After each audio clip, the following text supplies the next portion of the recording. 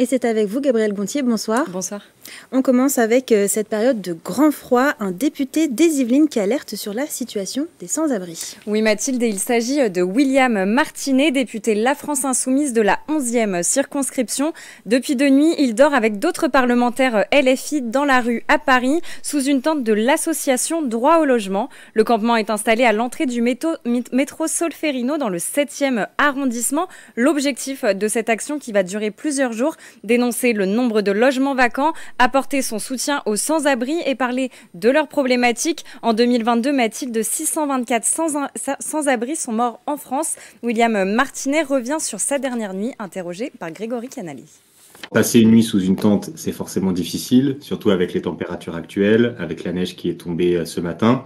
Bon, évidemment, moi, ma situation n'a rien à voir avec celle d'une personne sans abri. Voilà. Je sais que ça ne durera que quelques jours. Je sais que j'ai un bureau bien chauffé qui m'attend après la nuit que j'ai passée dehors. La pire des choses qui existent, c'est l'invisibilisation. Les sans-abri sont chassés des beaux quartiers, chassés des centres-villes. Ils sont même là avec les Jeux Olympiques, de plus en plus chassés de la banlieue. Bref, ils vivent leur misère isolés dans leur coin. Et nous, ce que nous voulons faire avec cette démarche, c'est bousculer les consciences, c'est mobiliser les gens et leur dire il n'est pas acceptable qu'aujourd'hui, dans la 7e puissance économique du monde, on ait encore des gens qui meurent de froid dans la rue parce que malheureusement, c'est ce qui se passe depuis plusieurs jours.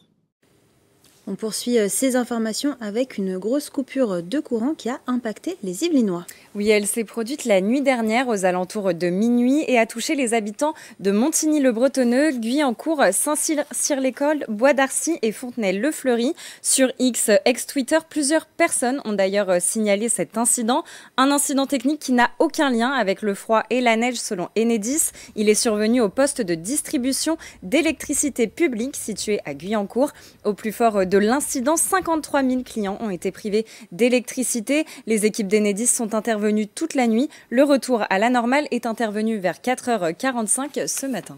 Ça y est, Gabrielle, les inscriptions sont ouvertes sur Parcoursup et ça tombe bien car un événement sur l'orientation arrive pour les Yvelinois.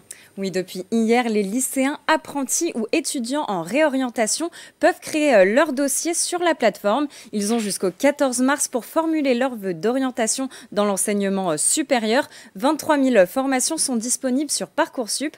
Et si l'orientation vous stresse, pas de panique, le salon de l'étudiant en Yvelines est là pour vous aider. Rendez-vous samedi de 10h à 18h au Vélodrome national de Saint-Quentin en Yvelines.